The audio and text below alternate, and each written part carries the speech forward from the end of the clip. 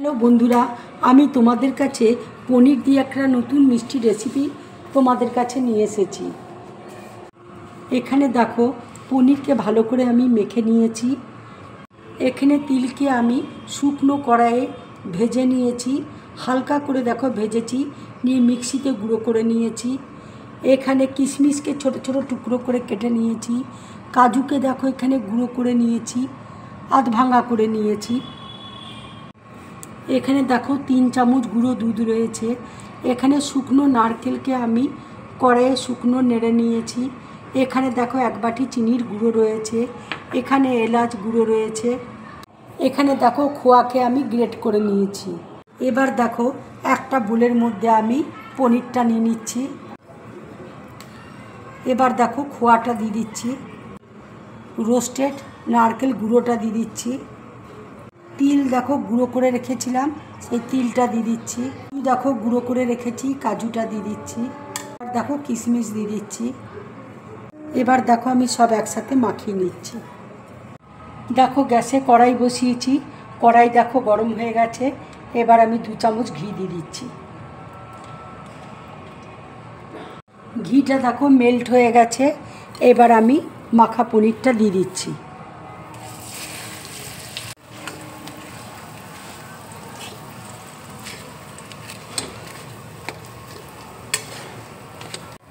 এবার দেখো চিনির গুঁড়োটা আমি দিয়ে দিচ্ছি। চিনিটা তৈরি হয়ে গেছে। এবার আমি দেখো গ্যাসটা অফ করে দিচ্ছি। এবার দেখো গুঁড়ো দুধটা আমি আস্তে আস্তে মিশিয়ে নিচ্ছি। এবার দেখো এলাচ গুঁড়ো দিয়ে দিচ্ছি। ঠান্ডা হলে মিষ্টিগুলো তোমাদেরকে করে দেখাবো আমি। দেখো মিষ্টিটা ঠান্ডা হয়ে গেছে। আমি দেখো 3 ভাগে ভাগ করে নিয়েছি মিষ্টিটা। এটা আমি মোদক বানাবো, 3 রকমের কালার করে তোমাদেরকে দেখো দেখাবো। এবার দেখো ফুড কালার আমি ইয়েলো কালার দিয়ে দিচ্ছি।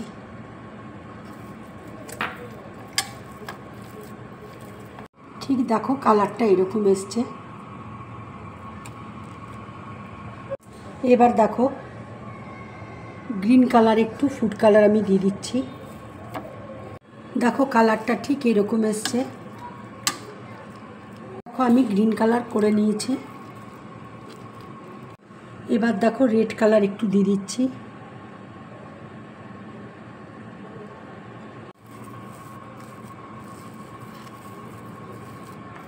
দেখো এটা রেড কালার করে নিয়েছি। এবার দেখো মোদকগুলো আমি তৈরি করব। এবার দেখো মোদকগুলো আমি তৈরি করছি।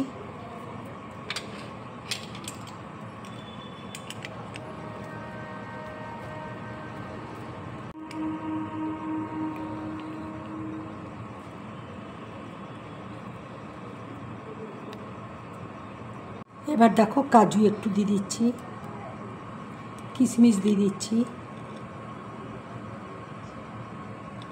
আমন্ড বাদাম দিয়ে দিচ্ছি।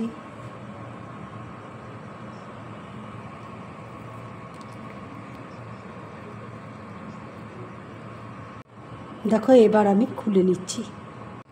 দেখো কি সুন্দর মোদকগুলো হয়েছে।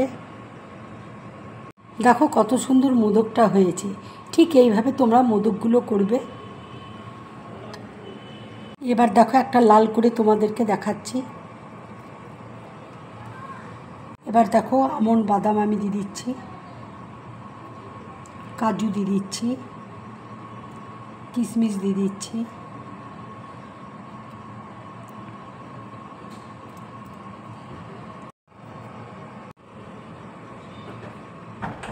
দেখো এইভাবে আমি মোদকগুলো তৈরি করে তোমাদেরকে দেখাবো।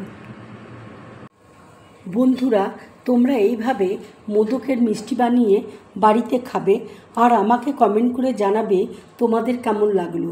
যদি আমার এই মিষ্টির রেসিপিটা তোমাদের ভালো লাগে তাহলে লাইক করবে, শেয়ার করবে আর ড্রিম ব্লগ চ্যানেলটাকে সাবস্ক্রাইব করবে।